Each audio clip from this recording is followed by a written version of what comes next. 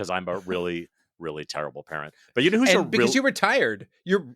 Sorry. No, it's okay. I had a really good transition, but it's fine. You could. Can we go back and fake your transition? We often do. And this is Gaytriarchs.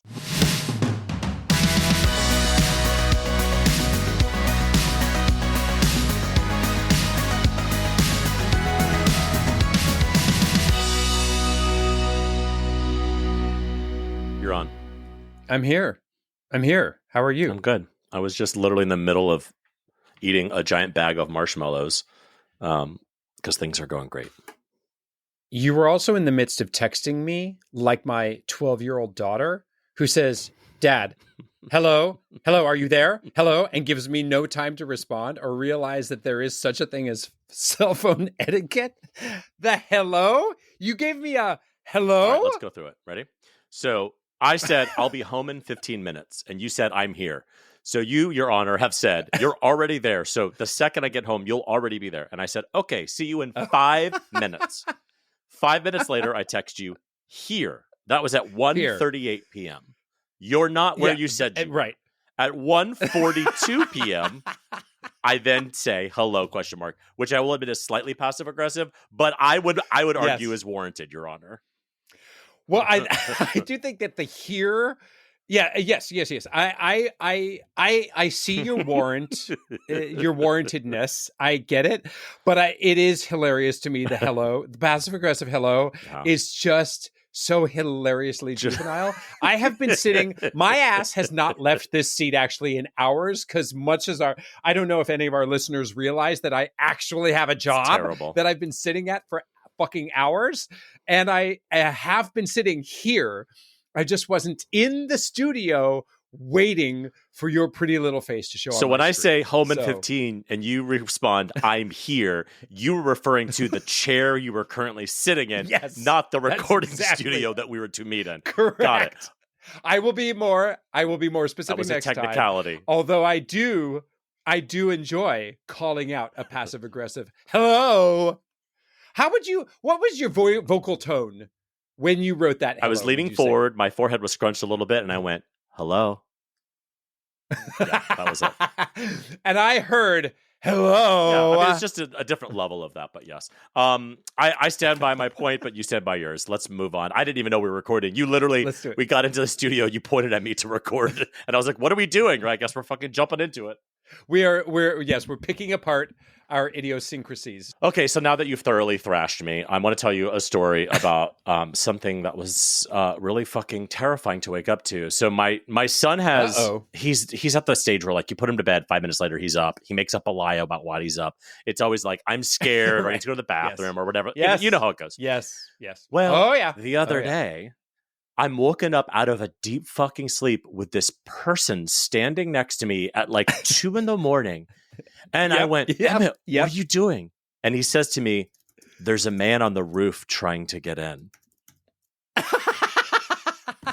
When I tell you I both vomited and shit my pants at the same time, he said it with such...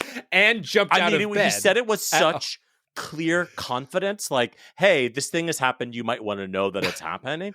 And I'm going back and forth between obviously you're just waking up in the middle of the night, you're just a kid, you're just making stuff up, and is there an intruder trying to get into your room? Because our roof is in a way where like you could conceivably stand on the roof and look into our bedroom windows. So that was a real fun way to wake up at 2 a.m. Well, first of all, okay, my kids are still They have regressed in terms of going to bed easily, and they have reinvented by the way, now I need a glass of water. And I don't know, I get more frustrated with myself that I haven't thought ahead of time. Do not get into bed until you have your water bottle next to you. Let's just solve that problem right now.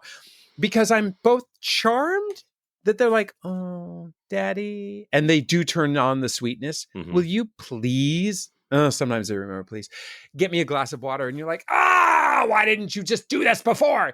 And also it's kind of sweet. Dad, I want to solve world hunger and the Iran-Contra affair. The Iran-Contra. Tell me you're old without telling me you're old. And I'm old. But the fact, no, my daughter would be much more like, Daddy, can you buy me that Lululemon top that I've been talking about for the last 4 months? But anyway, needing water at bedtime. But it's been a long time since I woke up with somebody, a little child, in my face, 4 inches away, with their breath on me, just kind of staring at me. As still as the night, like just existing near you. It's awful. Yep. No. It is quite a way to wake up. But I remember being like a 4 or 5 year old, and some distant relatives, like second cousins that I barely knew, but fun people with maybe high school kids, or maybe they were middle schoolers, I don't know, were sleeping in my basement when I was a little kid. And I was so excited for them to wake up. And I went and woke up the girl who knows, she was 14 or 18 or 28, who knows. And I peeled back her eyelid and said, "Are you awake?" I remember doing it. And yeah, Gavin, you attacked a child. Is that story? If I was to retell that story, but Gavin attacked a child. Yes, but I was 4. I was 4. I was a 4-year-old child attacking another child. Anyway, was there a man on the roof? There was not a man on the roof. I barely checked, if I'm being totally honest. I took him to the bathroom, and I kind of looked out the bathroom window, and then I took him back to his room, and I pretended to see, honey, there's nobody on the roof, while also waiting to look at a person through the window. And so no, nobody was on those 2 parts of the roof. And then I went to sleep like a baby, because I'm a really, really terrible parent. But you know who was a really good parent? Who? David Archuleta's mom. Are you following this whole David Archuleta thing? So, no. Do you remember who David Archuleta is? Yeah, The Voice, or he was on American Idol. Idol. I think it was between him and this other guy, and he ended up getting second place. But he was everyone loved him. He was this Mormon boy, very boyish, very sweet. He's got this very sweet voice. Gay, gay as Christmas, but also very straight because he was a Mormon or whatever. Anyway, recently he's become very popular in TikTok, brand new to TikTok. And he basically came out and he was like, "I'm gay now," and whatever. And everyone was like, big surprise. But what is so sweet is he just came out with a song called Hell Together. And I watched him perform it on American Idol. And he was saying that, when he came out of the closet, his mom was devout Mormon, right? Both of, and David left the church and he came out. And his mom was still in the church, very passionate. And when he came out, his mom was like, "I'm going to need some time." And of course, David is like, "Okay, I guess I'm being excommunicated. I'm being kicked out of the family or whatever." And evidently, a week later, he said that she called him and was like, "You know what? I'm leaving the Mormon church. I'm with you. And if I'm going to hell, we're going to hell together." And so he wrote a song about it. And I was like, fuck, that is a great, great mom. Because that took a lot of courage to have to analyze your own life and just go, "I'm re-examining myself." Because most people would say, "No, that butts up against my current self and identity, and I'm not going to do it." So he wrote this beautiful song, and it's a great song, and he's kind of coming back into the fold. So love it. That's a good parent, unlike another us, gay anthem to celebrate here in our unintentional gay news on Gaytriarchs. This is the finest news source. It's both uplifting and and thorough.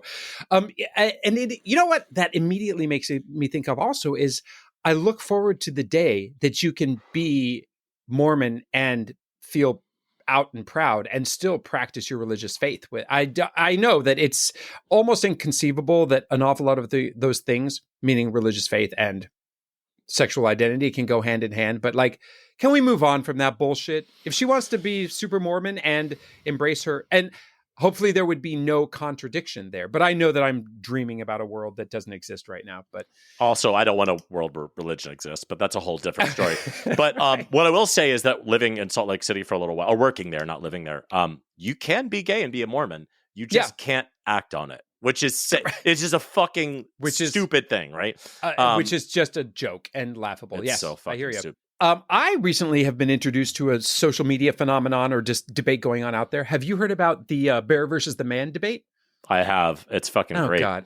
Yeah. Am I ever going to be able to bring some bit of social media business to you? You're the Instagram reels of this relationship, and I am the TikTok trend. So, but please inform us, for those of us who don't know, what happened 6 months ago.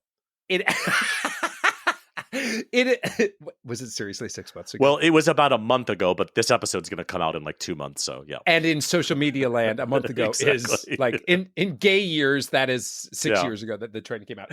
Well, so apparently it was just a thought exercise put out there that mostly women, I think, saying to each other, would you rather come through the forest and would you rather come upon a bear or a man?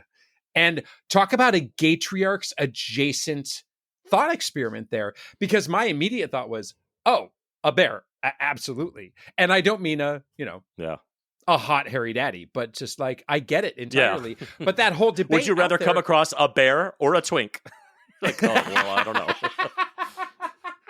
There we go. That is our thought experiment. Let's dumb this down and make it gay, right? But I think that is a really fascinating thing out there. And what is the Venn diagram overlap of those who would choose men who understand the debate and those who don't, and who would rather come across a bear or a man? Well, somebody did the math. I watched one of the TikToks I watched was somebody doing the actual math, and they were like adjusting for population size as far as like how many bear attacks there are and how many like whatever. Sure. And he was saying like it's like overwhelmingly the men who are the more dangerous. Like even if you had as many bears in the world as people, it would still be safer for you to come across a bear than a man in the forest, which is so embarrassing for our culture. So embarrassing, but that's why we're here to make the world a better place. Everybody should be a gaytriarch, right? So I have a really good parallel with woodland creatures when it comes to dad hacks. Are you ready? Oh, yeah. So I heard this from a daycare friend of ours. We went and played at a thing. We were talking, about our kids, like you always fucking do. And we were talking about naps. And my kid is almost 5, so his nap is going to go away very soon. But a lot of his classmates aren't even napping anymore. So it's kind of like a hot topic. Well, she was saying the only way I can get my daughter to take a nap is to tell her about the nap fox. I said, what's the nap fox? And she got really quiet and she smiled and she was like, it's kind of embarrassing. I was like, please tell me and I will tell it on my podcast. Yeah. And she was basically like, well, we lied and said that there's this fox. And the fox comes around the neighborhood at nap time between 1 and 3 p.m. and it chases children who are awake. And if you are not sleeping, the nap fox will get you. And it sounds so ridiculous to me, but she was like, and if she's being, whatever, and she doesn't want to go down, I'll say, did you hear the nap fox? She will run to her bed. And I was like, I love a creative lie to get your children to go to sleep. So those of you out there who can't get your kid to sleep, tell them about the nap fox. Yep. And just lie, because that's what parenting often is. It's just lying. Lie to your kids. Speaking of lies. Sorry. Let's just move on to the top 3 list, shall we? Great transition, Gavin. Gaytriarchs top 3 list. 3, 2, 1. So this week is your list, I think. Yes, it was. This week, I want to hear about the top 3 best qualities of you according to your kids. So, number 3 for me was I help them. Wait, did you ask your kids this, or is this something that you're deciding? Duh. Didn't I make that clear? No, I'm sorry. Was I supposed to ask my kids? Well, I did ask my kids. Oh, well, to be fair, one of my kids is dumb as rock. So, but I did not. Well, I can't wait to hear what your narcissistic responses are going to be about what an amazing dad you are according to your kids. Yes. Okay, well, number 3 for me is I help them, period. That's sweet. It. Just I help them. I said, do you want to elaborate on that? They said no.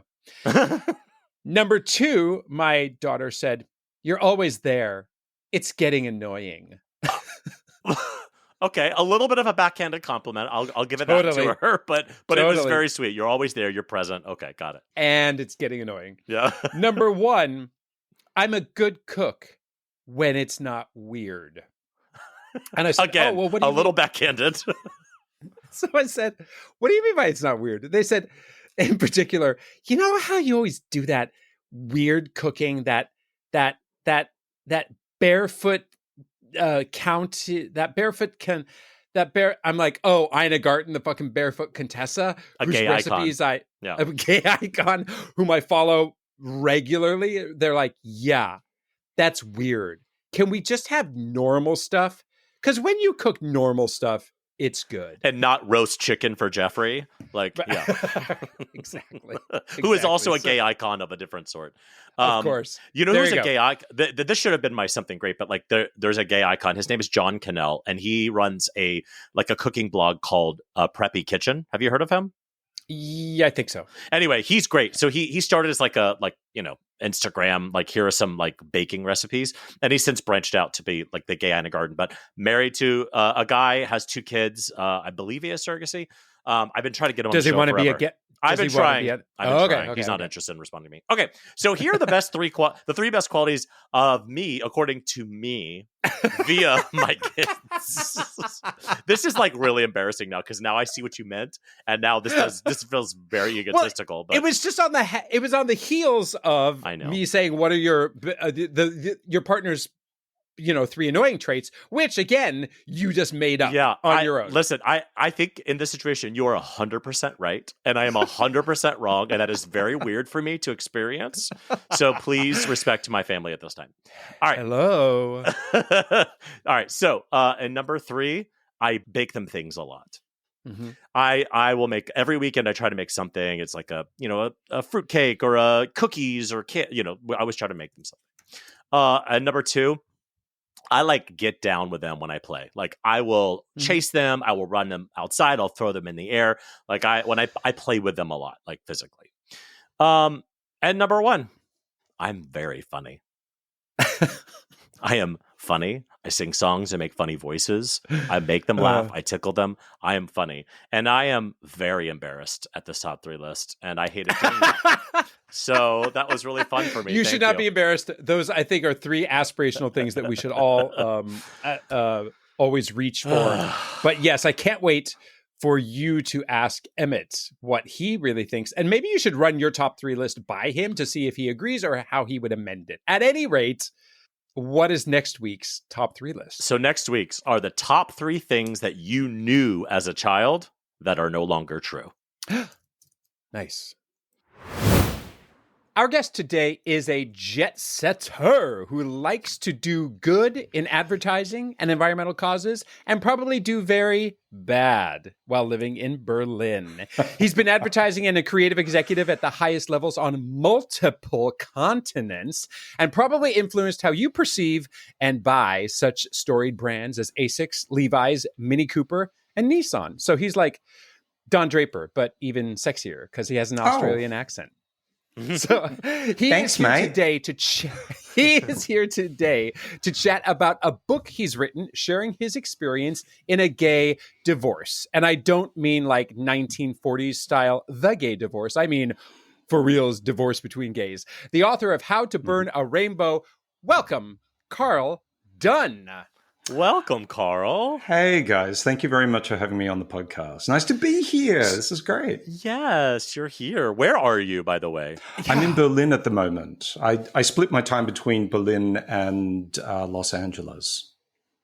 Okay. Which has got to be a tremendous dichotomy. I mean, do you have to completely code switch aside from languages when you're in the 2 cities? 100%. I mean, socially, they're such different cities. When I first moved here, the 2 things I got told by people, the Berliners, were 1, stop talking about money all the time. I'm like, do I talk about money all the time? They're like, all the time. I'm like, oh, okay. I think there's a lot of, in America, there's a lot of dropping hints about how much you got and what you just bought and what this is. And the Germans are not into that at all. You come from the advertising world, which is obviously going to talk a lot about consumerism and I just bought this and I just bought that. Yeah, I think though in general, I notice when I go back to the States, people will be offering up how much they made on their houses, what their cars cost. Like Germans never discuss these things. It's interesting. I've had people tell me here they don't know how much their husband or wife makes. They don't talk about that. Like there is a level of privacy with finances here that is just like I showed somebody Venmo. And they're looking at it. I mean, it would never pass the data and privacy laws of Europe. But you're looking at Venmo and they're like, wait, people are sending each other money and then they're posting about who they sent it to and for what? It's like, yeah, they're like, what? Karl, I want to be transparent. We talk about how much money we have made on this podcast quite often. And do you want to know how much it is? Bring it. I'm ready. 77 cents. Wow. In 2023. That's like Kardashian money. That's insane. Wow. Listen, it's another level. Would the Germans be offended if we bring that up? That I think they would find very cute, very sweet. Oh, cute. Cute. Okay. They're like, 77 cents. Congratulations. How will you spend it? I love your naughty German schoolboy German accent. I love it. Actually, they have a fantastic sense of humor. They're not, they're not known for this. That's not the picture and the perception that the world likes to, think of the German does. But they're actually they're known of very some funny pretty people. Bad things. Yeah, well, yeah. I mean, it was They've done a lot of work on that. But they're actually an incredibly funny group of people. It's a very dry, very sly humor. But once you get an ear for it, you're like, oh, okay, that's cool. I was going to say the other major thing I was told when I first arrived here, when I was meeting, you'll go out with some friends and you'll run into friends of theirs and you haven't met them before, and they'll stand there and they'll be talking to them. And they look at you at some point, and of course you go like, hey, just smile at them. And another friend, but you get these blank stares in return. And a friend of mine told me later, a German friend of mine said, you really need to stop smiling at people you don't know. They'll think you're simple. It's like, all right.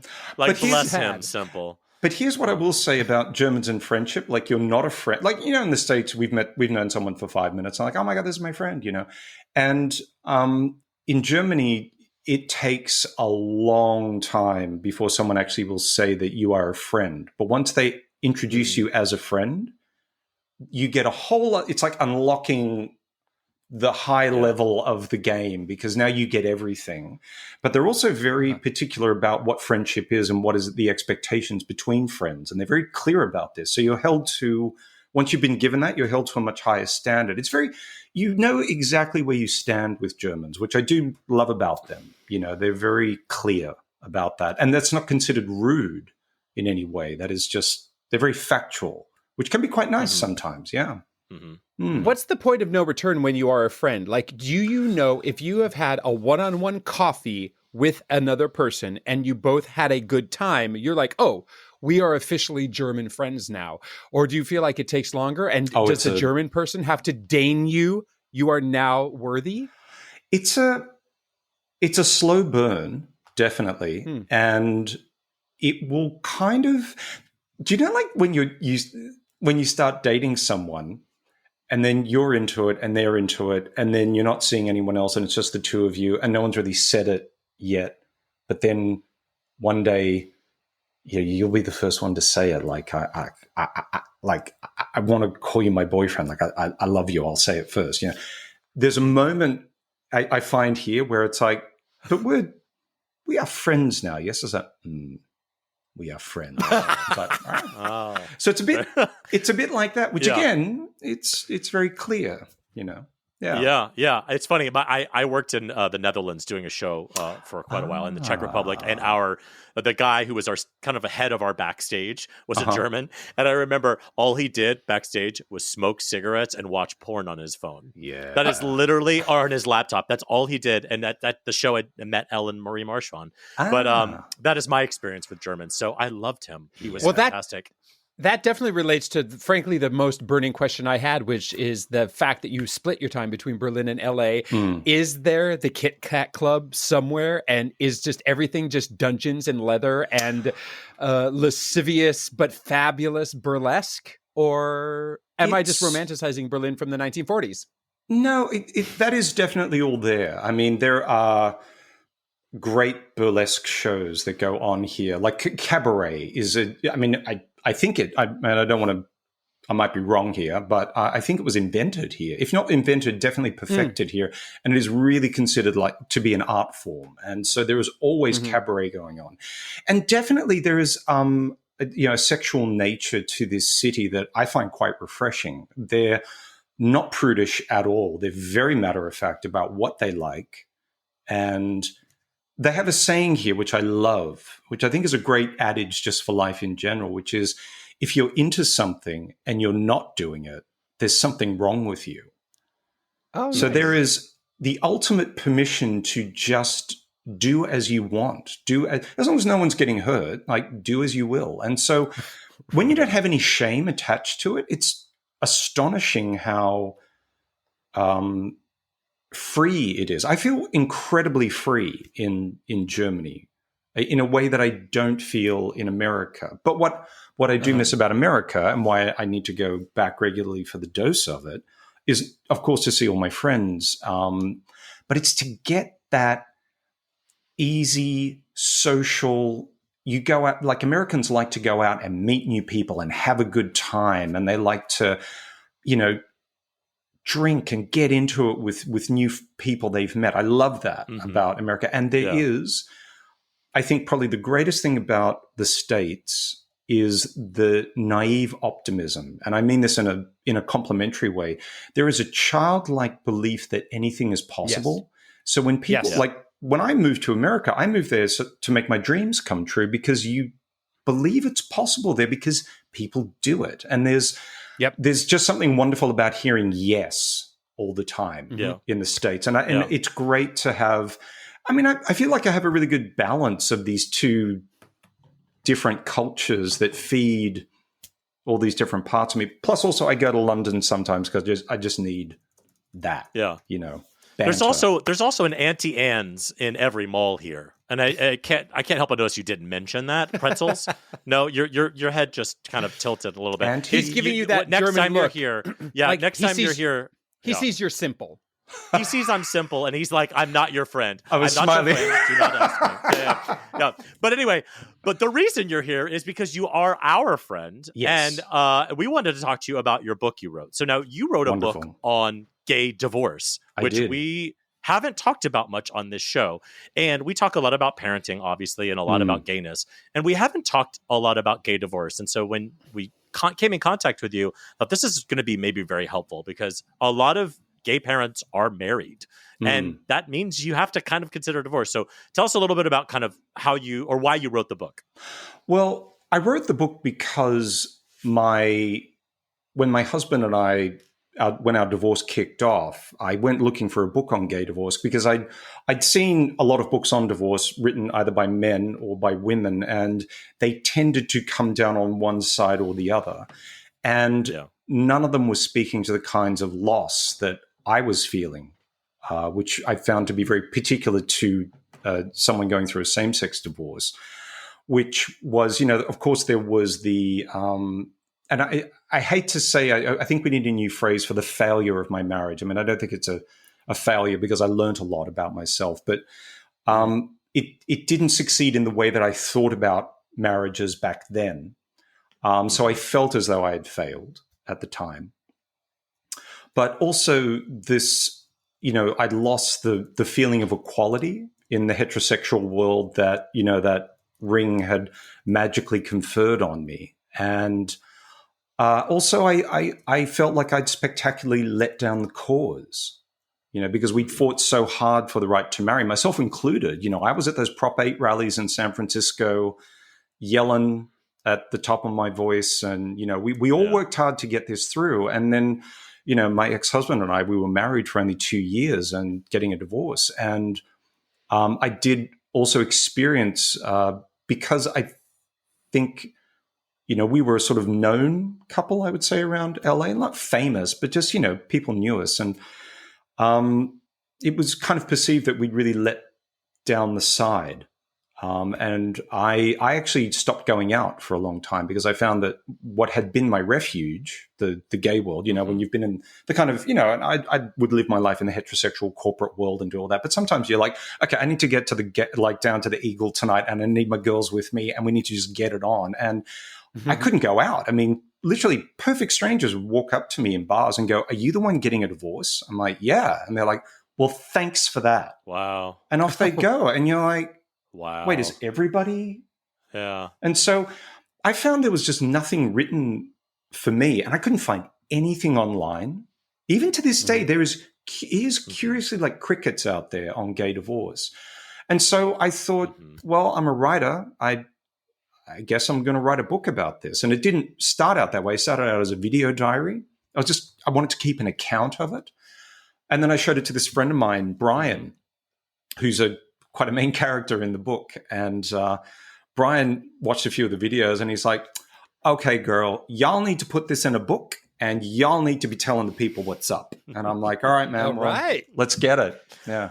I want to meet Brian. Everyone Brian is Brian. from the Bronx. Yeah, he sounds apparently. amazing. Brian is No, that's my terrible. It's my terrible Oklahoma accent. Oh, it was an excellent Oklahoma accent. I'm kidding. It was so Ooh, accurate that ooh. Yeah. I was just playing with Hold it. on, I'm going to give him the simple smile. Nice Ni- try. Yes. Yes. Yeah, but I imagine the kind of pushback you got was from the gay crowd was like, we barely just got this right, and now you are maybe risking us keeping this by you just getting divorced. But that's any sort of right grants you the right to not have that thing, right? Like adopting, so. Well, I think the other thing is we had gone into this, I think, with this naive feeling that we were just somehow going to fairy tale our way through it, that somehow we as gay men were just going to, do this better than everybody else. And it's like, I mean, have you seen the wigs that we put on Beyonce? I mean, we're going to be incredible at this marriage thing, and weddings, unbelievable. But marriage is a very different beast. And I think as a community, we're used to breakups. Or the ending of registered domestic partnerships, and divorces are something very different, and no amount of breakups can really prepare you for one. Do you mind saying just a little more about that? Why is it so different? Well, this was news to me, and not, I guess, not to most heterosexuals. But when you get married and you sign your wedding certificate, you're signing over, like, your marriage is not officially recognized by the state or by the government until you have signed a marriage certificate. That's the only bit that matters. The rest of it is just all for, pomp and circumstance. And a nice party and Instagram and whatever. That's, as far as the government's concerned, your marriage certificate is all that matters. And once you sign it, you signed over the ownership of your marriage to them. They own it now. It's not yours anymore, because when you want out, you have to do it by their rules. There is no getting around that. And I definitely, and I would say this is the case with the majority of the gay men I've met who are divorced, is we did not think about the red tape, how to get out on the way in. We did not ask nearly enough questions about what is this thing that we won? Why are we doing Because this? there's weird, like I don't want to jinx it by talking about that. We're better than that. It's destroying the magic. Yes, yeah. And I think, but that's of marriage in general. I mean, as you can imagine, I've watched a lot of podcasts, watched a lot of podcasts, yes, but also a lot of YouTube interviews with people who are, in the divorce industry. And it's the same for everybody. Nobody wants to think about the end when they're going into a marriage, because, it's the fairy tale. We've fallen in love. We want this to be this magic thing. But I think the mistake we all make is that we really don't want to talk about something that is very probably going to end. Like, the statistics bear it out. It's over 50% these days now. And even for gay men? Is it different for gay people and straight people? It's different for us. We don't have as high a divorce rate at the moment because that first wave of gay men who got divorced, and lesbians too, there were couples who'd been together forever. So this was just a capstone on something they had already established, whereas we had been together 6 years when we got married. So I thought we were in the latter camp. But what I realize now, and I speak for myself, I can't speak for my ex-husband, but, I went into my marriage for a lot of very bad reasons that in retrospect, I look and think, I was in love and I wanted to spend the rest of my life with this person, but all the other reasons, not great. And I wish I had asked myself a lot more questions before I went into it about what is this thing? Why am I doing it? What does it mean to me? Do I even need to do this? Why is this important? Because legalities of it didn't really change from being a registered domestic partner to being married. We didn't get any extra rights. In fact, the only thing that really changed is rings and better tax breaks. Yeah, it comes down to taxes, always does. Sure. But, better tax rates versus the cost of a divorce is like comet Earth, and we all know how well that went for the dinosaurs. So yeah.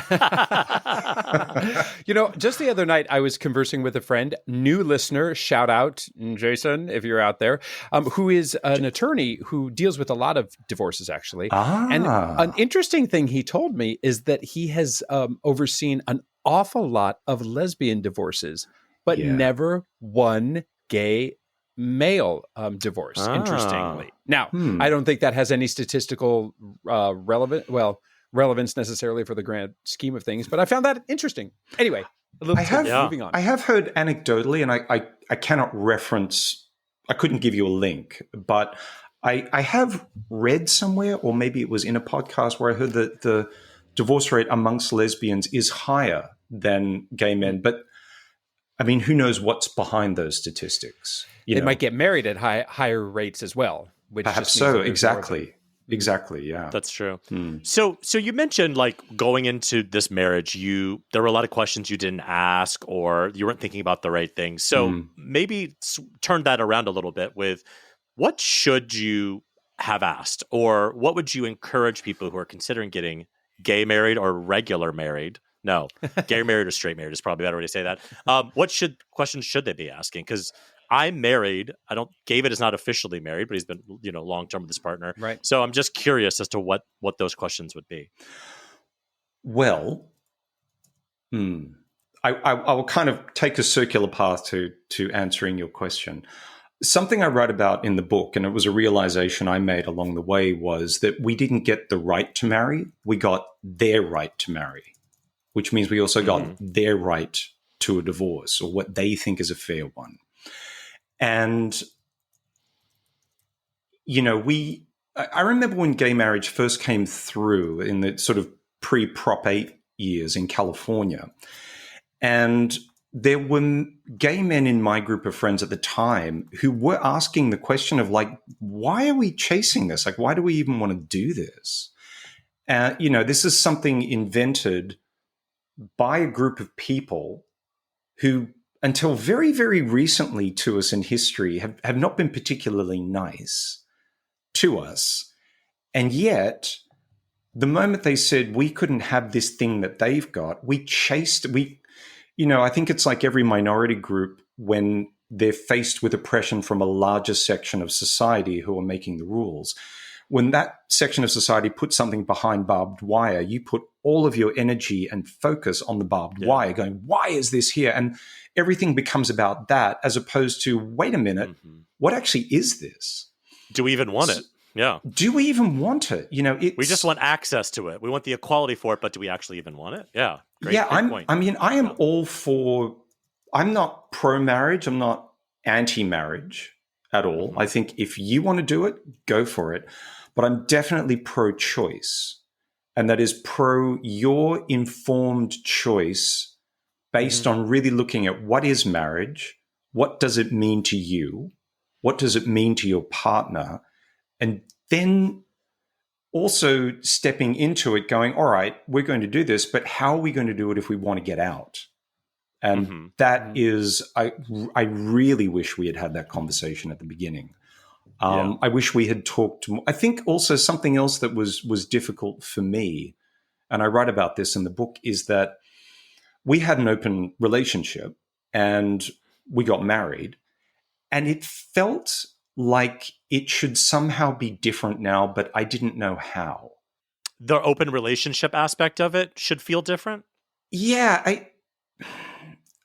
And again, this is me getting married for reasons that are not really good reasons. Me thinking that the ring was going to be the magic wand. The one ring to rule them all. The all being all my dark, unresolved crap that I didn't want to deal with, that marriage was meant to fix, or my husband was. I'm curious, what is it you felt marriage might change for you to enhance your life? Did you think it would be pure joy and contentment forever because you were married? I did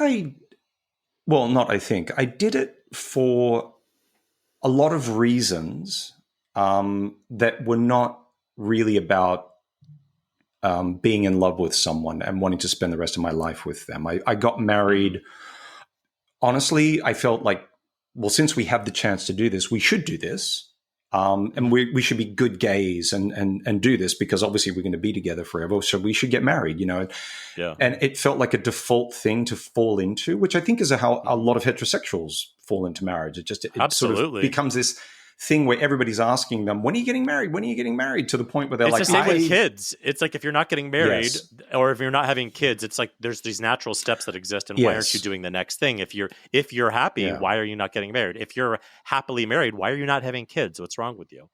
And exactly. And society and Disney and the church have led us to have this expectation that we haven't lived a fulfilled life unless we are happily partnered forever and ever, living happily ever after. Amen. So moving to kind of now the future, what is your divorce? So moving to the future, does your divorce affect your dating life? Like when it comes up in conversation, is it like a downer? Is it attractive to some guys? I'm curious how it fits into all the new guys you're fucking. Well, I think, when you first get back out there, I can definitely say that my divorce had become my identity. It had been, while I was in the middle of it, before it was resolved, and even in the times, because it took 18 months, and even after that point going on, I basically was one big bag of walking divorce. I was just full of, I was not dateable. Definitely not fit for human You're not consumption. in good working order, at all. Wow. A lot of assembly required, and I decided what I wanted to do with my divorce, and this is this was a very pivotal decision. Was that I decided I wanted to make it my crisis of identity, because, and I mean this in no disrespect to my ex-husband, but I basically dated the same guy like 5 times in a row and married the 6th. It had nothing to do with them. I was seeking these people out, these people that, because of who I was and who they were completely incompatible. And I really wanted to get to the bottom of, well, why am I doing this? Why am I constantly hunting this out? And that's what the majority of the book becomes about. It becomes almost like a gay eat, pray, love journey of figuring out my stuff that I never figured out. And I think a lot of it was... and again, this is something very particular to us, is that there was a lot of childhood trauma that I think I never really had ever bothered processing at any point in my life. And my parents are great. I mean, my parents are cool, super cool. I came out when I was 17. This is 1987? No, 1988. Oof. Well, for anyone who could do math. 52, kiddo. Yeah, I mean, I and my folks were like super cool. And I'm living in Sydney, in one of the gayest cities on the planet. We had, Mardi Gras, this is before the internet.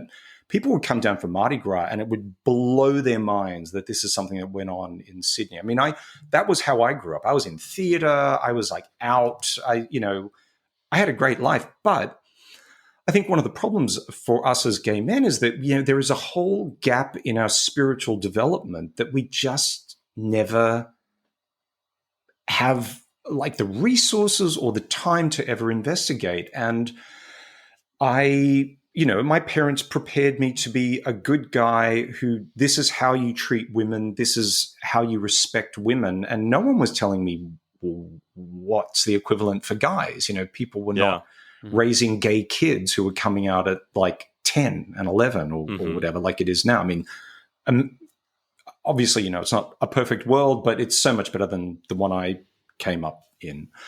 And, I think, my early years of dating men, I was just fumbling around, didn't know what I was doing. And there was some really old stuff down there that it's like digging for oil. Like you hit it and you're like, damn, bam, cool, I've got this whole and then you just keep digging. You're like, oh wait, hang on, is there?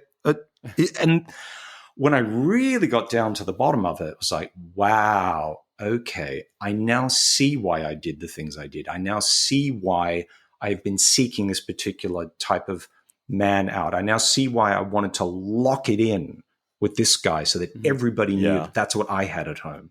I was good enough that I had that. When you dig down deep into Gavin, it's traumatic. What's down there is not fit for human eyes. I'll tell you that right now. Yeah. I did some deep web searching. I've read about Gavin. A quick Pornhub search and it's aggressive. That's all I'm going to say. Especially in Berlin. Hot, but aggressive. You have been in advertising. You are in advertising. Yeah. Tell us how you sell your book. That's a really good question. It's a very different thing. I think, first of all of my advertising acumen goes out the window when now you've written a book and it's about you. Mm-hmm. My spidey sense for what works and doesn't work is a bit off because it's a very personal thing. So thankfully, a lot of friends of mine in advertising have popped in to go, dude, no. This is what we're going to do. But it's a very different thing doing a book. And also I am self-publishing. I'm an independent author. Because there was a distinct lack of interest which does not speak about the quality, ladies and gentlemen. Of course not. Of course not. No, absolutely not. But no, it was. I found a lot of resistance to it, appreciation for the writing. I mean, I got incredible compliments on the writing, and people in the publishing world said, they were astonished to find out it was my first book because they said it's excellent. I was like, well, this is going awfully well, and no one would touch it though, and they had very specific reasons for it, and which I don't agree with, but I understand why they operate on that, what is perceived as conventional wisdom in their industry. And so once you go independent, it becomes a very different equation. A lot of, book work is you don't have a big publishing house behind you. You are not getting the billboards. You are not getting that machine that pushes books out into the universe.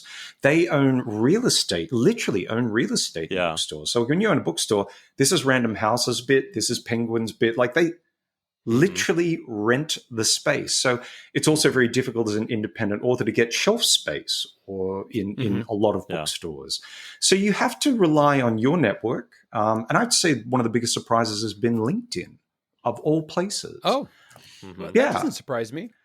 It surprised me. I thought it would come through Instagram, which is where my gay world is, where I'm most connected to my gay world. But in LinkedIn, I found quite interesting because a lot of the people who stepped up to help me with the book are advertising people I've worked with, who I have a good reputation in the industry, and they were enamored with the fact that a lot of us talk about it, but not many of us try and leave and create our own thing. So they've been incredibly helpful and supportive. Yeah. LinkedIn, weirdly. So, yeah. So is the book a glass of red wine on a cozy day by the fireplace? Or is it a pina colada on the beach with a blanket, on a nude beach with a blanket, or without? That's a good question. I mean, the book... Or is it a vodka soda in a dungeon in Berlin? Do you know what I mean? I mean, the answer to your question... Or is it a Coke in an airplane? The answer is yes to all of the above. Oh, okay. It's a real mixed bag. The readers who have read it, actually one of the best notes I got was, and I changed the intro of the book to accommodate this. He said, I wish I'd understood better what I was getting into when I got into your book, because he said it's such a mashup of... There is, of course, the story of my divorce, my telling of my version of it. So you have this as the narrative thread, obviously. But in the journey, it dives off into analysis of a lot of different things, where I dive into the scientific reason behind feelings and how we feel. Because what I discovered was going through this, my emotions were wild, and I did not understand what I was feeling a lot of the time and why I was feeling it, and having these incredible volatile emotions. So I dove into emotions and how we work as human beings, and I was astonished to surprise how little I knew about my basic functioning as a human being. So people found that very enlightening.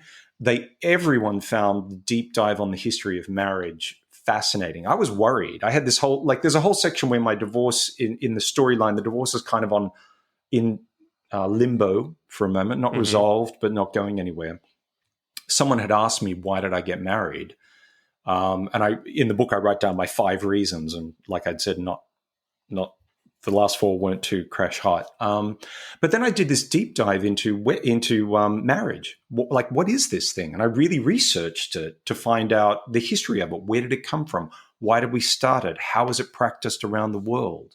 Had there been any same-sex marriage in the world before, it was all legalized in America? I mean, obviously in other Western nations, it's been legalized for longer than in America. But just to read up on that. And then also the history of divorce. How do we have these divorce laws? Why do divorce laws look like this? And I think it's a particular perspective that only someone who's not heterosexual can bring to it, because a lot of it is about the battle of the sexes, and we don't have any skin in that game, Yeah.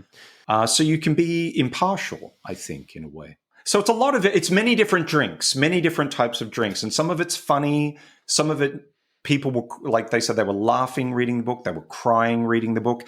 They would sit back and think about the stuff. Like, I would say the greatest compliment anyone has paid me about the book is a friend of mine, dear friend of mine. I've known him for 20 years, heterosexual, married, raised 2 adult children out of the house, great parents, very happily married. Him and is Stephen and Kim, and they're a fantastic couple. And Stephen I met when I was in my screenwriting days, so we've read everything the other one has written.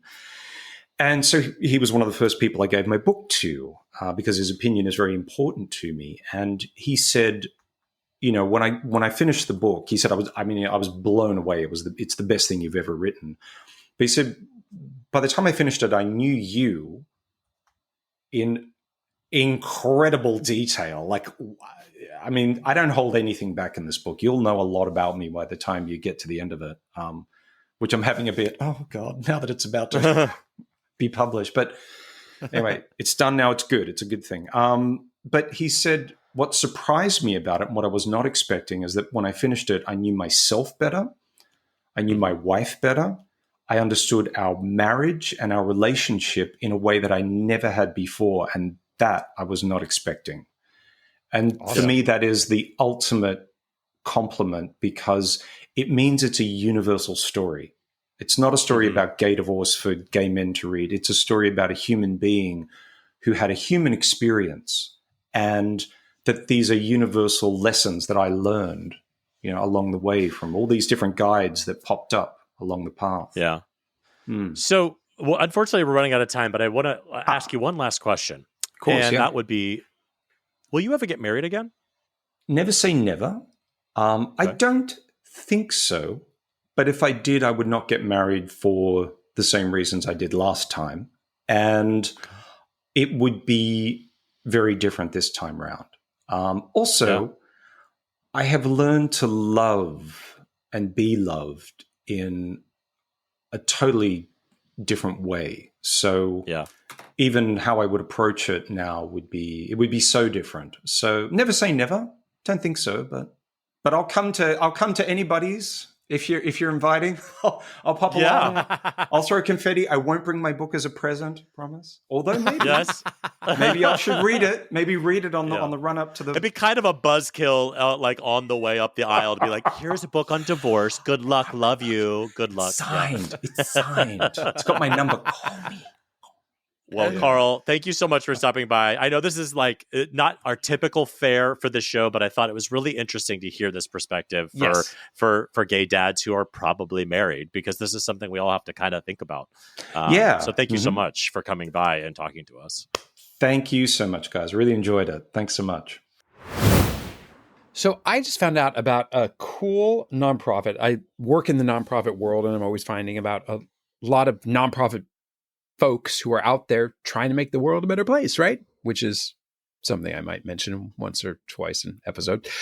I found out about the Del Shores Foundation. The Del Shores Foundation is a nonprofit that exists entirely to discover Southern LGBTQ plus writers, specifically, obviously, from the South. In fact, their mission statement is, the Del Shores Foundation's mission is to find and facilitate the development of new Southern queer artistic voices through bringing together artists and working professionals, amplifying new work, and connecting artists to platforms for the creation of the work.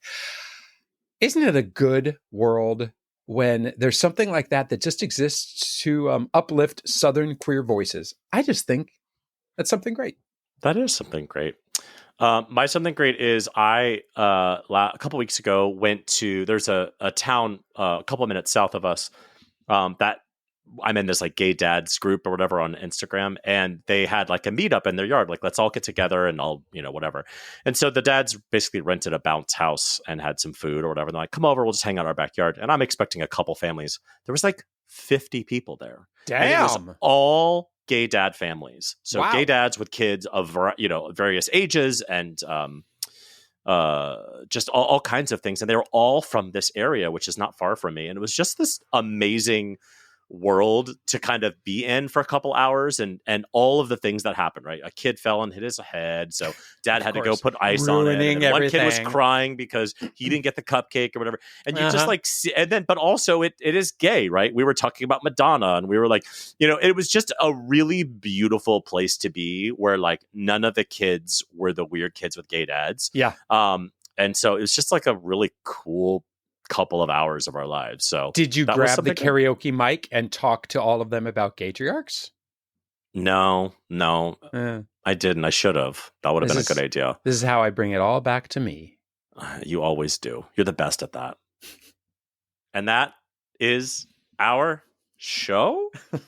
If you have any comments, suggestions, or general compliments for Gavin, you can email us at GaytriarchsPodcast@gmail.com. Do you think we could read this entire thing with a passive voice, like, hello? Or you can DM us on Instagram. We could. Would that be enjoyable for our audience, for our listener? We are at Gaytriarchs Podcast. On the internet, David is at David FM Vaughn everywhere, and Gavin is at Gavin Lodge on a karaoke machine. Please leave us a glowing 5-star review wherever you get your podcasts. Thanks, and we'll make it all about us the next time on another episode of Gaytriarchs.